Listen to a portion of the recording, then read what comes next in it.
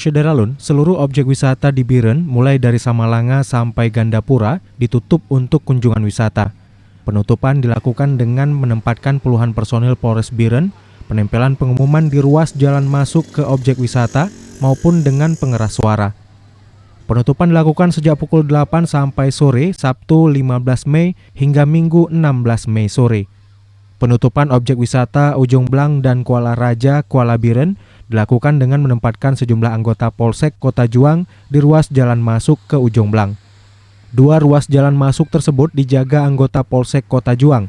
Setiap orang yang hendak ke arah objek wisata diberhentikan dan ditanyakan tujuan ke Ujung Blang. Begitu juga kendaraan roda 4 maupun pick-up yang dipenuhi penumpang. Sedangkan warga setempat, baik pengendara roda 2 atau roda 4 yang hendak pulang ke rumah atau kunjungan lebaran ke keluarganya, dipersilakan lewat atau meneruskan perjalanan.